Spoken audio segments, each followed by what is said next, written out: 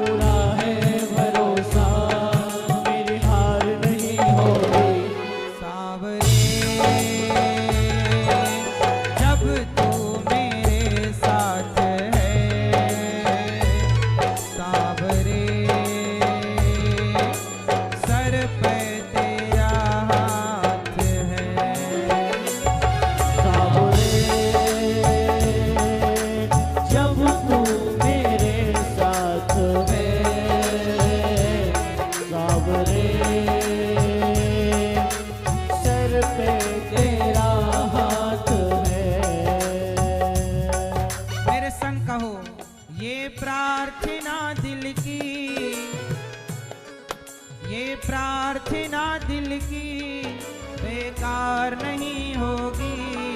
ये प्रार्थना दिल की बेकार नहीं होगी। अच्छा बताओ, हृदय से की गई हमारी कोई भी प्रार्थना क्या बेकार चली जाती है? नहीं, पुकारो तो सही। ये प्रार्थना दिल की बेकार नहीं होगी। ये प्रार्थना दिल की बेकार नहीं होगी। पूरा है भरोसा, मेरी हार नहीं होगी। पूरा है भरोसा, मेरी हार नहीं होगी। सावरे जब तू मेरे साथ है, सावरे सर पे तेरा हाथ है। सावरे जब तू मेरे साथ है, सावरे सर पे तेरा हाथ है।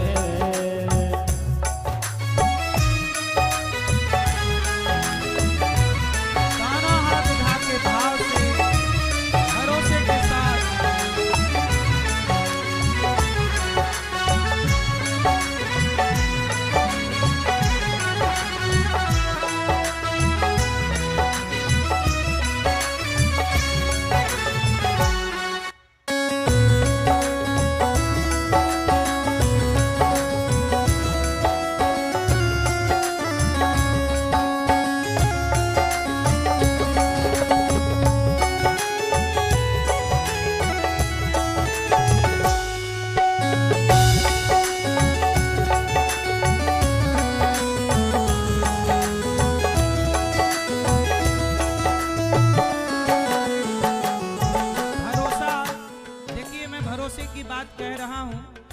जब मैं दिल्ली से पटना के लिए आया और पटना से जब यहाँ रक्सौल आया, तो जब मैं एयरपोर्ट पहुँचा, वहाँ से जब फ्लाइट पर बैठा, दिल्ली से पटना के लिए जब फ्लाइट पर बैठा, तो फ्लाइट के अंदर मुझे एक भैया मिले। उन्होंने मुझे देख के कहा, आप रक्सौल जा रहे हैं? मैंने कहा हाँ। मैंने कहा आप ऐसा क्यों पूछ रहे हैं? उन्होंने कहा मैं सूरत में रहता हूँ और सूरत से मैं 10 दिन की छुट्टी लेकर केवल रक्सौल आपकी कथा सुनने के लिए आ रहा हूँ।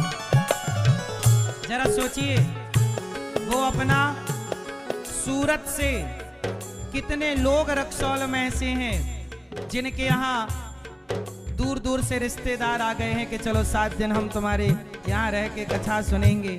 ये कितनी बड़ी श्रद्धा है कि अपना काम छोड़कर किसके लिए आए? भगवान के लिए। जब भगवान पे इतना भरोसा है, तो जब वो इतने कदम चले हैं, तो जरा सोचिए उनके लिए भगवान कितने कदम चलेंगे। जब भगवान पे आप भरोसा करते हैं, तो भगवान विश्वास नानी और द्रौपदी का रंग लाया, बहना का भाई बन खुद सांवरा आया। बहना का भाई बन खुद सांवरा आया। विश्वास नानी और जब भरोसा द्रौपदी ने किया, तो आए भरोसा नानी बाई मतलब नरसी जी की बेटी, नरसी जी ने भरोसा किया, भाई आएगा, सांवरा जरूर आएगा। विश्वास नानी और द्रौपदी का रंग लाया, बहना का भाई बन खुद सांवरा आया। बहना का भाई बन खुद सांवरा आया। इज्जत जमाने में शर्मसार नहीं होगी, इज्जत जमाने में शर्मसार नहीं होगी।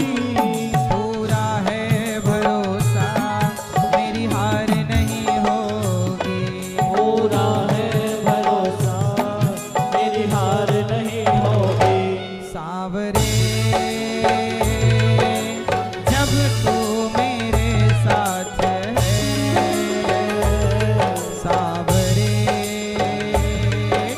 सर पे तेरा हाथ है। सांवरे जब तू मेरे साथ है, सांवरे सर पे तेरा हाथ है।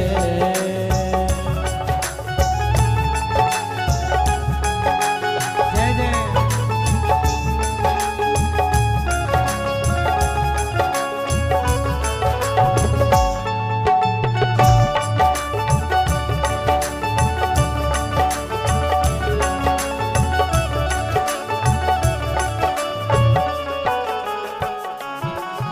मैं हार जाऊं ये कभी हो नहीं सकता, बेटा अगर दुख में पिता सो नहीं सकता।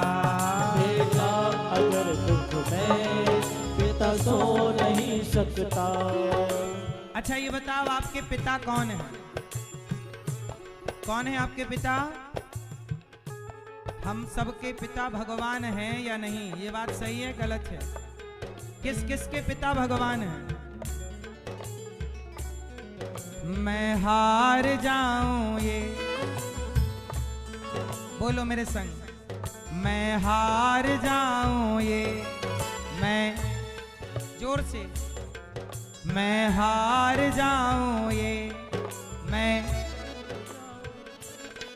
मैं हार जाऊं ये कभी हो नहीं सकता, मैं हार जाऊं ये, मैं हार जाऊं ये कभी हो नहीं सकता। बेटा अगर दुख में पिता सो नहीं सकता। बेटा अगर दुख में पिता सो नहीं सकता। यदि आप पर जरा सा भी संकट आता है ना, तो जैसे आप छटपटाते हैं, तड़पते हैं, कई गुना ज्यादा भगवान तड़पते हैं। द्रौपदी की लाज लुटी तो भगवान तैयार थे दौड़ने के लिए, तैयार थे जाने के लिए, पर क्या करें, बिना बुलाए जा भी तो नहीं सकते थे ना। आप लोग गलती क्या कर देते हो कि भगवान को भूल जाते हो। मैं हार जाऊं ये कभी हो नहीं सकता। बेटा अगर दुख में पिता सो नहीं सकता। बेटा अगर दुख में पिता सो नहीं सकता। बेटे की हार तुम्हें स्वीकार नहीं होगी। बेटे की हार तुम्हें स्वीकार नहीं होगी। बेटे की हार तुम्हें स्वीकार नहीं होगी। बेटे की हार तुम्हें स्वीकार नहीं होगी। पूरा है भरोसा मेरी हार नहीं होगी। पूरा है भरोसा मेरी हार नहीं होगी। सांवरे जब तू मेरे साथ है। सांवरे सर पे तेरा हाथ है। सावरे जब तू मेरे साथ है। सावरे सर पे तेरा हाथ है।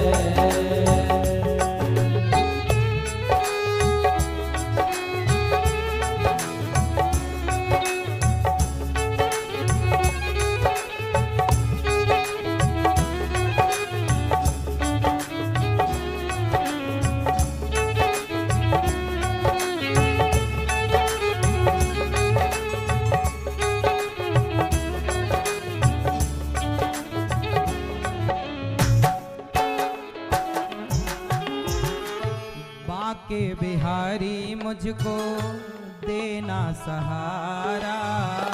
बाके बिहारी मुझको देना सहारा। कहीं छूट जाए ना दामन तुम्हारा।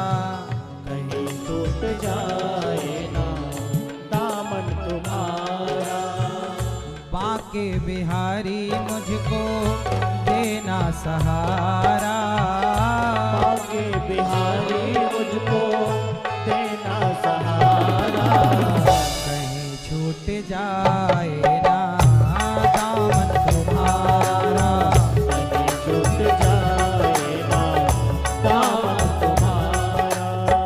कहीं छूट जाए ना दामन तुम्हारा। कहीं छूट जाए ना दामन तुम्हारा। ये प्रार्थना दिल की बेकार नहीं होगी। ये प्रार्थना दिल की बेकार नहीं होगी। पूरा है भरोसा मेरी हार नहीं होगी।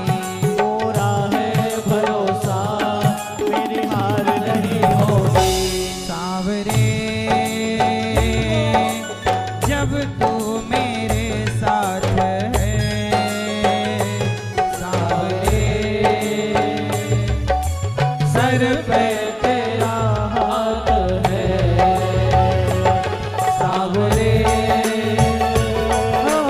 जब तू मेरे साथ है। सावरे सर पे तेरा हाथ है। सावरे जब तू मेरे साथ है। सावरे सर पे तेरा हाथ है। सावरे जब तू मेरे साथ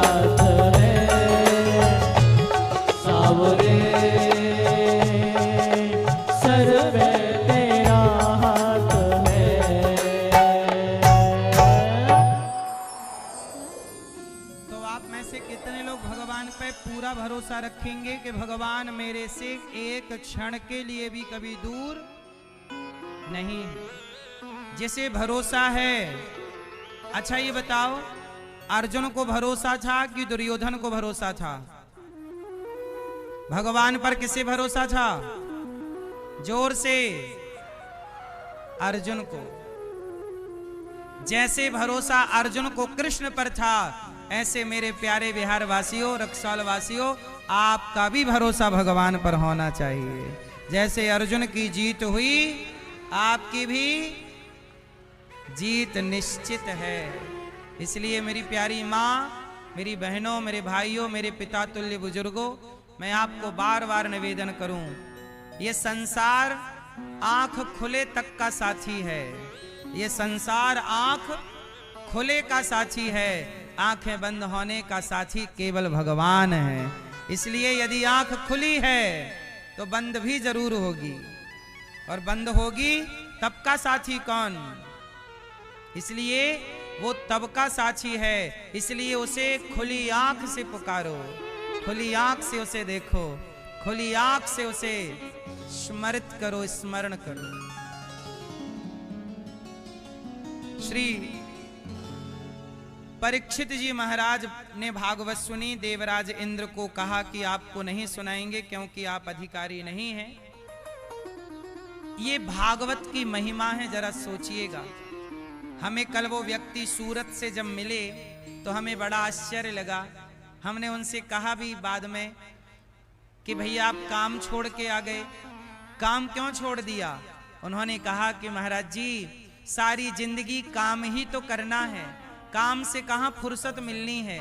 वो तो कभी कोई रोज रोज थोड़ी रक्सौल में भागवत होगी, हम काम तो सारी जिंदगी करेंगे, पर भागवत तो पूरी जीवन में पहली बार इस तरह से सुनने को मिल रही है।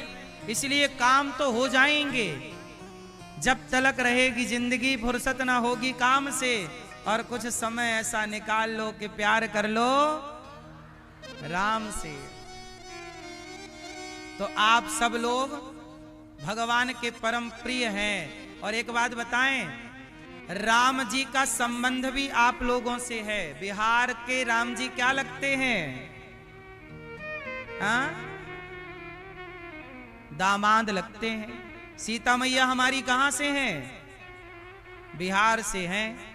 तो राम जी का संबंध भी बिहार से है, और वृंदावन में बिहारी जी का भी संबंध बिहार से है। क्यों? वो बिहारी जी हैं और आप बिहारी हैं।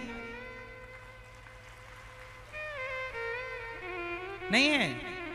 आप क्या हैं? बिहारी। और वो कौन है बिहारी जी?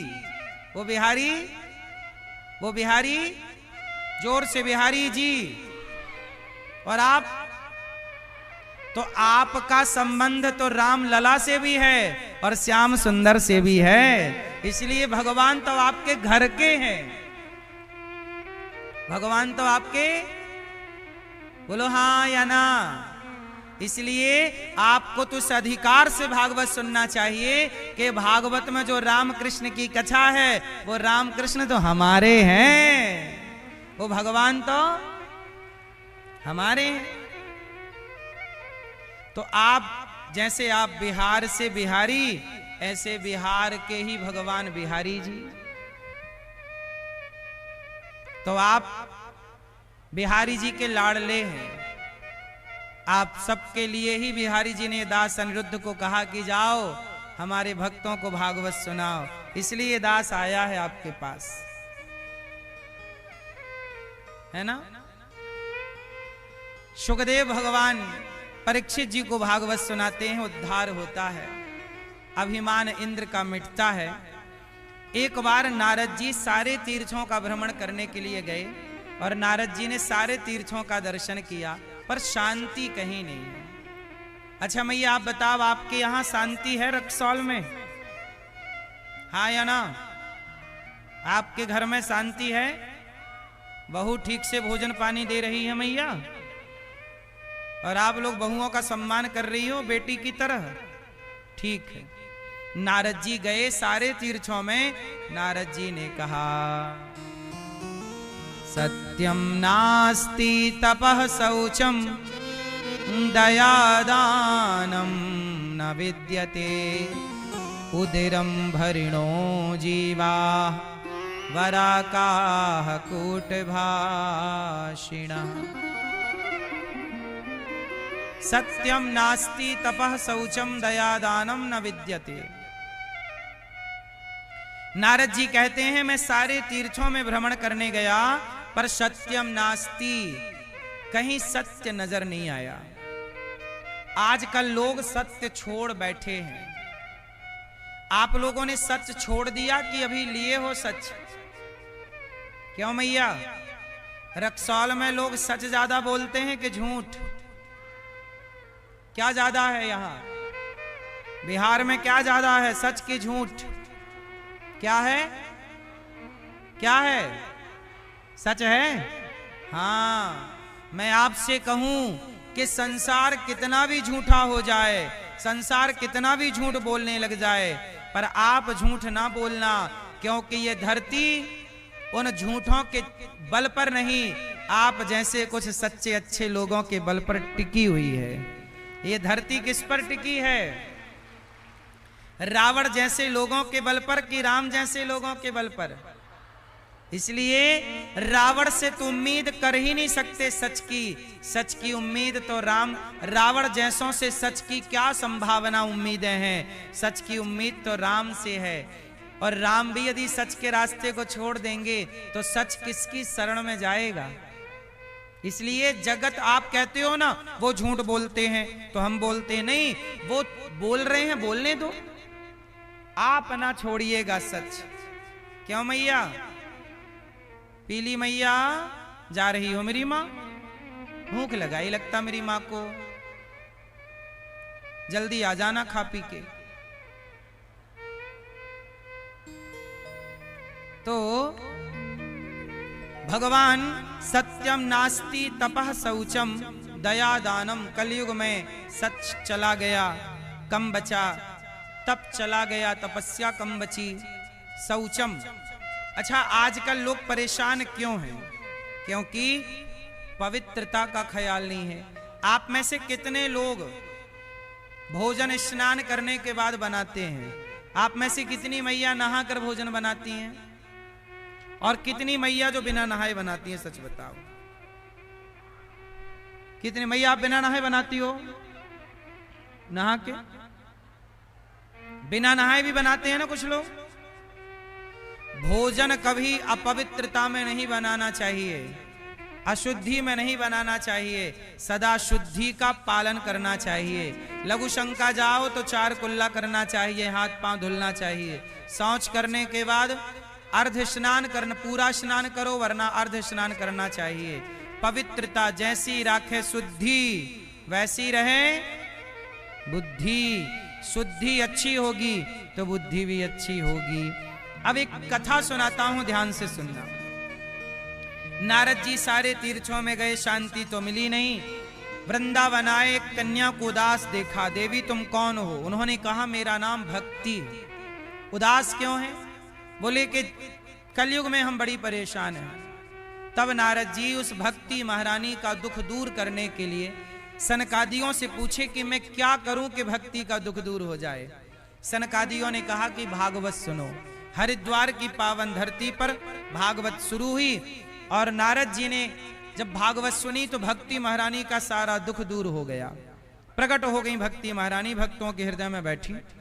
नारद जी ने एक सवाल किया कि महाराज, भागवत कोई पुण्यात्मा सुने तो आश्चर्य नहीं, पापी सुने तो आश्चर्य नहीं, क्या जिसने जीवन भर पाप किया है क्या ऐसा पापी भागवत सुन के तरेगा? बोले हाँ। कितना भी बड़ा पापी भागवत सुने वो तर जाएगा। कोई पापी तरा आजकल, आज तक के इतिहास में? तब कहा कि सुनो, भागवत सुनने से कितने ये मानव पाप कृतस्तु सर्वदा सदा दुराचारता विमार्गे गाहा क्रोधाग्नि दग्धः कुटिलाश्च कामिनः सप्ताह यज्ञेन कलौ पुनन्ति ते। कितना भी बड़ा पापी क्यों ना हो, भागवत सुन के तर जाएगा। कोई तरा? हाँ, एक पंडित जी थे, उनका नाम था आत्मदेव। क्या नाम था? जोर से मैया सुन लो मेरी माँ। एक पंडित जी थे, आत्मदेव उनका नाम था। उनकी पत्नी का नाम था श्रीमती धुंधली देवी। क्या नाम था? पंडित जी आत्मदेव, उनकी पत्नी का नाम धुंधली। अच्छा, आत्मदेव जी के पास सब कुछ था, पैसा था, घर था, लेकिन उनके ना कोई पुत्र नहीं था, बेटा। क्या नहीं था? जोर से, बेटा नहीं था। आत्मदेव जी बहुत पूजा पाठ यज्ञ जप तप उन्होंने किया, पर कोई पुत्र नहीं हुआ। बड़े परेशान हो गए। अच्छा, कुछ लोगों को देखो बेटा होता है, कुछ लोगों को बेटा नहीं होता। अच्छा मैया ये बताओ, बेटा जिसे होता है वो अच्छे हैं या जिन्हें नहीं होता वो अच्छे हैं? जोर से, जोर से। दोनों ही अच्छे हैं। अब ये जानना जरूरी है कि बेटा क्यों होता है और बेटा क्यों नहीं होता। कुछ लोगों का बेटा होता है, कुछ लोगों के यहां बेटा नहीं होता। तो भगवान किसी को देते हैं, किसी को नहीं देते। तो क्या भगवान की उनसे कोई दुश्मनी होती है जिनको नहीं देते? क्या उनकी विशेष दोस्ती होती है जिनको देते हैं? कहते हैं ना, भगवान, एक माँ के दो बेटे हैं। एक बेटे को माँ केला देती है। एक माँ थी, उसके दो बेटे थे। एक बेटा को माँ ने केला दिया, ले बेटा केला खा। उसने केला खा लिया। और दूसरा बेटा था, उसने भी केला खा लिया। तो माँ ने उससे केला छीन लिया और एक थप्पड़ मारा गाल में। केला खाने को मना किया था ना, क्यों खा लिया? तो किसी साधु ने कहा, वाह री माता, तेरे ही दो बेटे हैं, एक को तो केला बड़े प्यार से खिला रही है और दूसरा खा रहा है तो डांट रही है। तब माँ ने कहा कि ये बेटा कमजोर है तो केला दे रही हूं, किसकी कमजोरी मिटे, दूध पिला रही हूं, केला दे रही हूं। और इस बेटे को सर्दी है, डॉक्टर ने मना किया है कि अभी केला ना खिलाना, और ये केला छीन के खा रहा तो मैं इसे मार रही हूं। तो माँ है, माँ केला लेती है तो भी माँ का प्यार है, और माँ केला देती है तो भी माँ का। क्यों मैया? जो माँ बच्चे को केला छीन रही है बच्चे से, क्या उस माँ का बेटे से प्यार नहीं है? जोर से। माँ के लेने में भी प्यार है और माँ के देने में भी। उसी तरह भगवान बेटा दें तो भी भगवान का प्यार है आप पर, और भगवान बेटा बेटी ना दें तो भी भगवान का प्यार है आप पर। भगवान के लिए सब समान है, भगवान के लिए सब बराबर हैं। तो सवाल खड़ा हुआ कि भगवान ने किसी को बेटा दिया, किसी को बेटा नहीं दिया। क्यों नहीं दिया? तो जरा सुनो। बेटा हमेशा माँ बाप का ऋण चुकाने के लिए आता है। ये बात सही है कि गलत है? मैया, पीछे वाली मैया, ओ लाल मैया, मैया, ओ पीछे सबसे पीछे वाली मैया, वो लाल मैया सबसे आखिरी में बैठी हैं। मैया बताओ मेरी माँ, सुनो ध्यान से मेरी माँ, ये बताओ भगवान बेटा देते हैं तो क्यों देते हैं? आपके ऊपर कोई ऋण है? बेटा हमेशा माँ बाप का ऋण चुकाता है कि नहीं? बोलो हाँ। जिसके सिर पर ऋण है, कर्जा है, तो भगवान बेटा कर्जा चुकाने के लिए देते हैं। जाओ, तुम्हारे ऊपर ऋण है, कर्जा चुकाएगा बेटा, तुम्हारे नाम से पुण्य करेगा, तुम्हारे नाम से श्राद्ध करेगा, तुम्हारे नाम से पिंडदान करेगा, तर्पण करेगा। जाओ, पुत्र कर्जा चुकाएगा माँ बाप का। तो जिसके सिर पर ऋण है उसे तो भगवान ने बेटा दे दिया, पर जिसके सिर पर कोई ऋण नहीं था तो भगवान ने कहा कि तुम्हें तो कोई ऋण ही नहीं है, तुम जाओ संसार का कुछ दिन आनंद लेकर वापस आ जाना, तुम्हारा तो ऑलरेडी मोक्ष है। भाई, आपके मोक्ष का प्रयास आपको करना पड़ेगा, पर जिनके कोई पुत्र नहीं है उनके मोक्ष का उपाय उन्हें नहीं करना पड़ेगा, क्योंकि जिनका कोई नहीं उनके भगवान हैं। भगवान बोले मैं करूंगा। तो तुम्हारे सिर पर ऋण है, तो ऋण चुकाने बेटा आ गया। जिसके सिर पर ऋण था ही नहीं, भगवान ने उसे इस प्रपंच से, झंझट से बचाए रखा है। अब आप संसार में देखते हैं कि सबके बच्चे हैं, तो आपको लगता है हमारा भी होना चाहिए। अच्छा मुझे एक बात बताओ, मीराबाई के कोई बेटा है? जोर से मैया बोलो मेरी मां। मीराबाई के कोई बेटा है? पीछे वाली मैया, भगवान मीराबाई के कोई बेटा है? नहीं है। अब बताओ मीरा भाग्यवान है कि अभागिन है? हैं?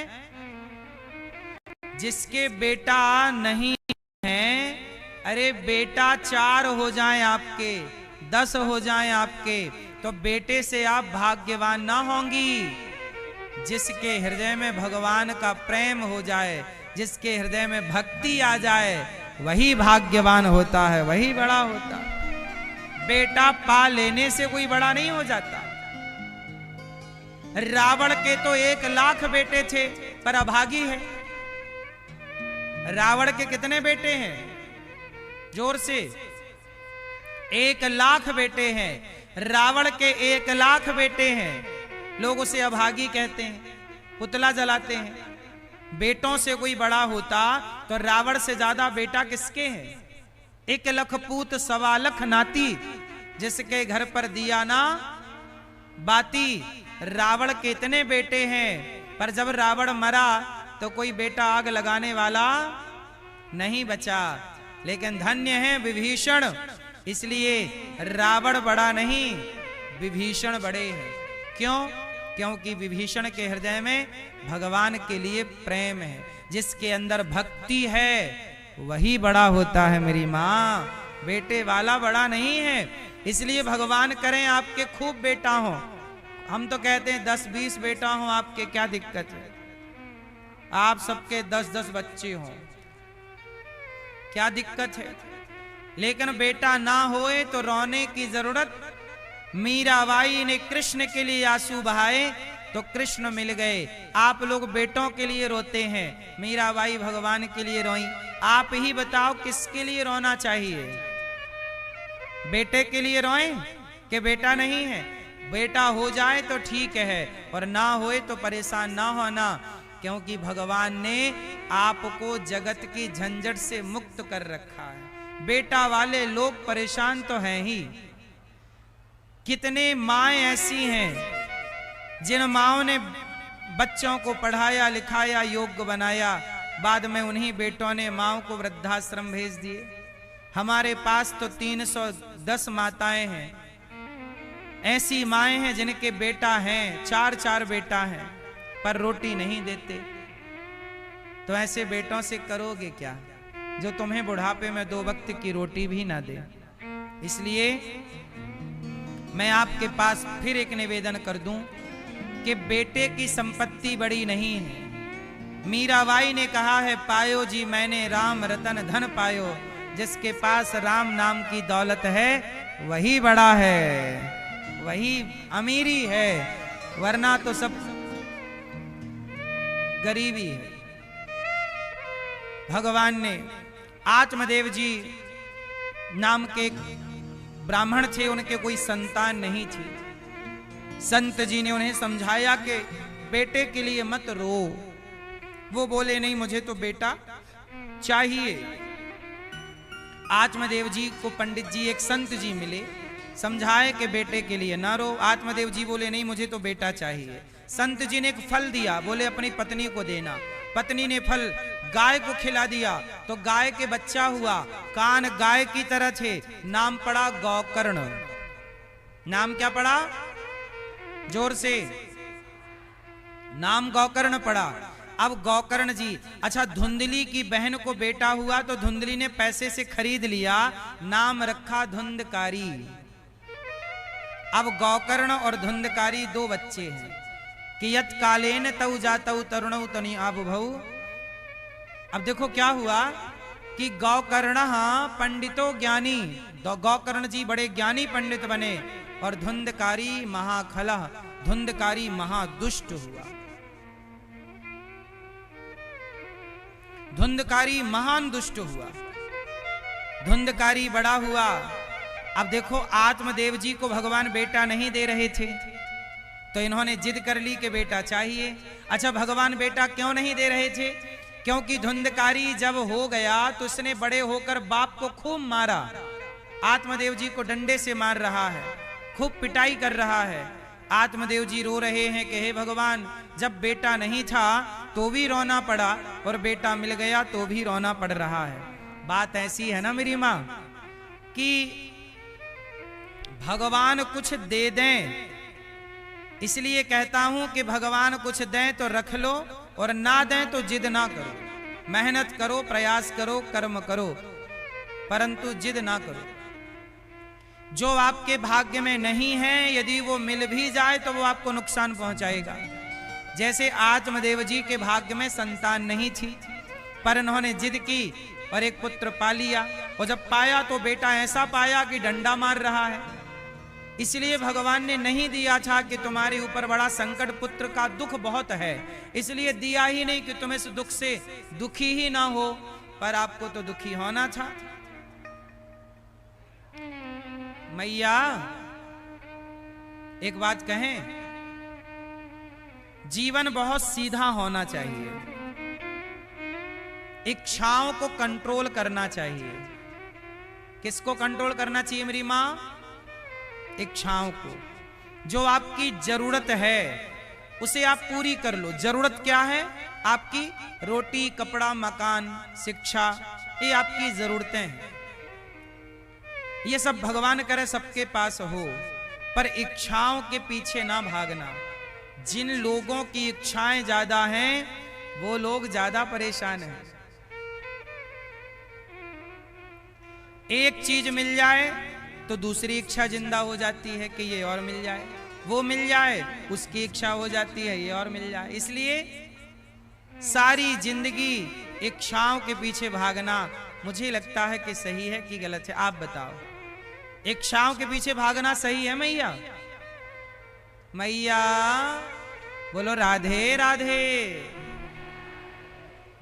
सुन लो मेरी मां, इच्छाओं के पीछे भागना सही है कि गलत है? जोर से। गलत है ना? इसलिए रावण की इच्छाएं पूरी ना हो पाई और शबरी की इच्छाएं पूरी हो गईं। बोलो हाँ। लंका में रहने वाला रावण, उसकी इच्छाएं पूरी ना हो पाई तो पुतले जल गए, और शबरी की इच्छाएं घास की झोपड़ी में पूरी हो गई तो श्रद्धा से राम मिल गए। इच्छाओं की पूर्ति जहां हो गई तो झोपड़ी में भी राम आ जाएंगे, झोपड़ी में भी राम आ जाएंगे। और इच्छाएं पूरी नहीं हुई तो सोने की लंका में भी आग लग जाएगी। इसलिए कहता हूं, इच्छाओं के पीछे मत भागो, इच्छाओं की गुलामी ना करो। आत्मदेव जी को बेटा नहीं था, उन्हें अपना मन भगवान में लगा लेना था, पर जिद की और बेटा मांग लिया। अब बेटे धुंधकारी ने डंडे से मारा। आत्मदेव जी रो रहे हैं। तब गौकर्ण जी ने समझाया, देहे स्थिमांस रुधिरे भीमतिम त्यजत्वम जाया सुतादिषु सदा ममतां विमुञ्च पश्यानिशं जगदिदं क्षणभङ्गनिष्ठं वैराग्यरागिरसिको भवभक्तिनिष्ठः। अब गौकर्ण जी ने जो ज्ञान अपने पिता को दिया, कहो तो मैं वो ज्ञान आपको दे दूं। जोर से। किस किस को दे दूं? आप लोग हाथ नहीं उठा रहे हैं मेरी मां। सुनो, गौकर्ण जी ने कहा, पिताजी देहे स्थिमांस रुधिरे भीमतिम त्यजत्वम। आप कहते हो कि बेटे ने साथ छोड़ दिया, आप कहते हो कि बेटे ने हमें धोखा दे दिया, मारा। अच्छा एक बात बताओ, अच्छा मैया बताओ, सबसे बड़ा धोखेबाज कौन है? लाल मैया, मेरी प्यारी मां, सब लोग बताओ, सबसे बड़ा, मैया जा रही हो?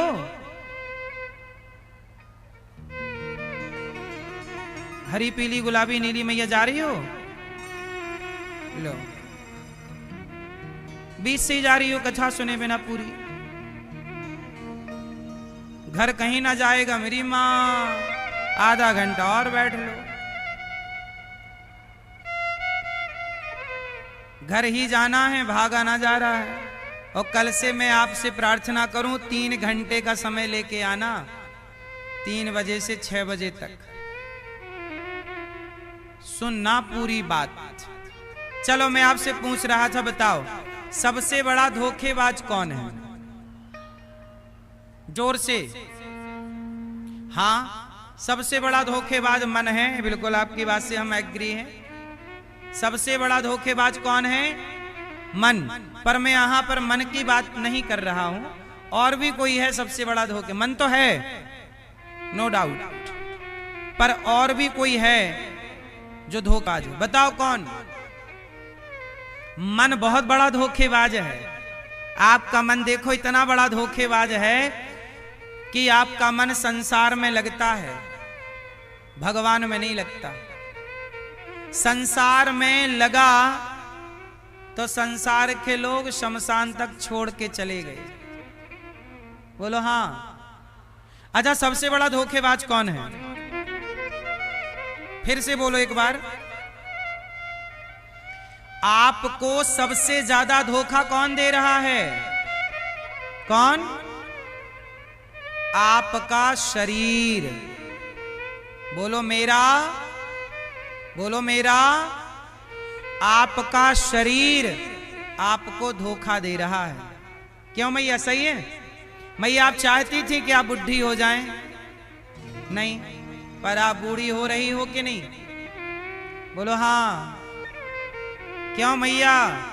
आप चाह रही थी कि आपके बाल सफेद हो जाएं, पर आपके बाल सफेद होने लग गए, बुढ़ापा आने लग गया। इसका मतलब ये हुआ कि आपका शरीर आपको, जोर से, धोखा दे रहा है। हमारा मन नहीं है कि हम बुढ़े हो जाएं, पर हमारा शरीर हमें बुढ़ा बना रहा है। इसका मतलब हमारा शरीर बहुत बड़ा धोखेबाज है। जरा सोचिए कि आपकी आंखें धोखेबाज हैं, कब इनमें कम दिखने लग जाए। कान बड़े धोखेबाज, कब सुनाई कम पड़ने लग जाए। कमर धोखेबाज, कब कमर में दर्द पैदा हो जाए। घुटने धोखेबाज, कब घुटना कम करना छोड़ दें। शरीर कब धोखा दे दे, कब बिस्तर पे पड़ जाए।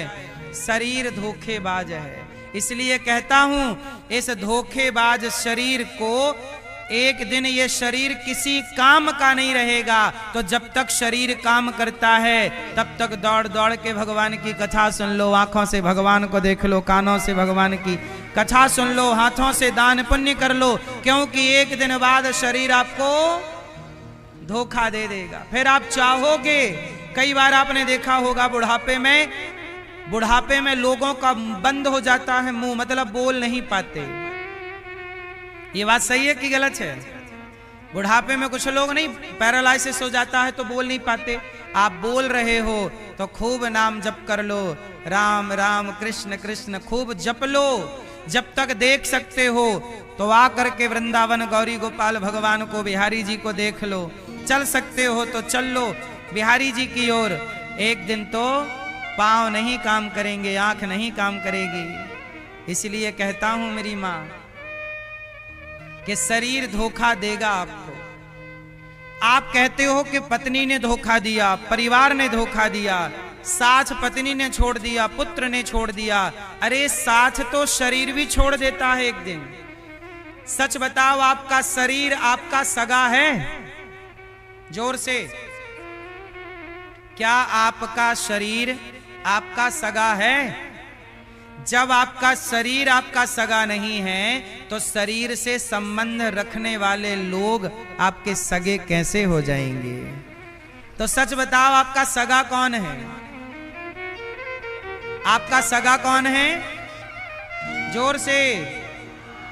हाँ, आपके सगे कौन?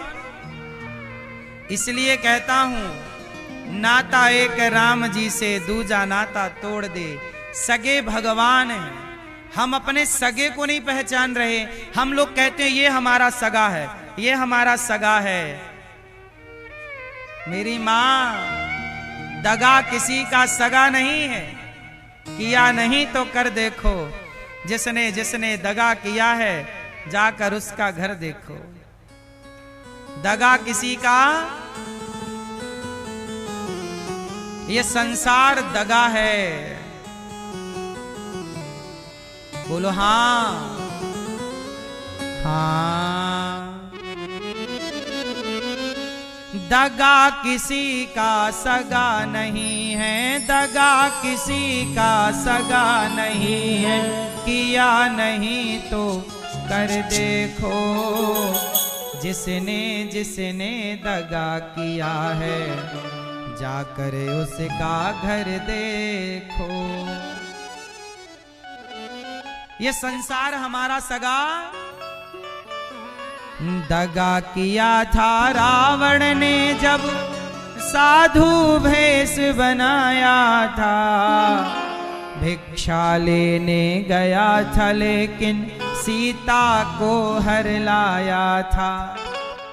लंका नगरी राख बनाई, पल भर में हनुमत देखो। जिसने जिसने दगा किया है जाकर उसका घर देखो। आपसे कहता हूं, किसी के साथ धोखा ना करना, दगा ना करना, और संसार को सगा ना कहना। तो आज से कितने लोग सगा भगवान को कहेंगे? हमारे सगे कौन? हाँ, कौरव पांडव जुआ है खेले, शकुनी पासे फेंक रहा। दुर्योधन की चालाकी को नटवर नागर देख रहा। आप कितने भी होशियार बन जाओ, पर आपकी होशियारी कौन देख रहा है? हाँ, कौरव पांडव जुआ है खेले, शकुनी पासे फेंक रहा। दुर्योधन की दादागिरी को नटवर नागर देख रहा। बिना शत्रु के वंश मिटाया, लीला नटवर की देखो। जिसने जिसने दगा किया है जाकर उसका घर देखो। जिसने जिसने दगा किया है जाकर उसका, हमारे भगवान हैं। इसलिए कहता हूं मेरी मां, भगवान के सिवा किसी से आप ये मत कहना कि ये मेरा है। ये सांसारिक रिश्ते हैं, ठीक है, व्यवहार में कहना पड़ता है ये भी मेरा है, पर भगवान के सिवा मेरा कोई नहीं। अच्छा ये बताओ, आपके कितने रिश्तेदार हैं मैया? हाँ, कितने रिश्तेदार? हमारे दो ही रिश्तेदार। मैया जी तुम्हारे कितने रिश्तेदार? मैया कितने रिश्तेदार हैं आपके? हमारे कितने? हाँ, हमारे दो ही रिश्तेदार। एक हमारी राधा रानी, एक हमारी राधा रानी, और दूजे बाके बिहारी सरकार। हमारे दो ही रिश्तेदार। राधे राधे, जय हो, जय जय।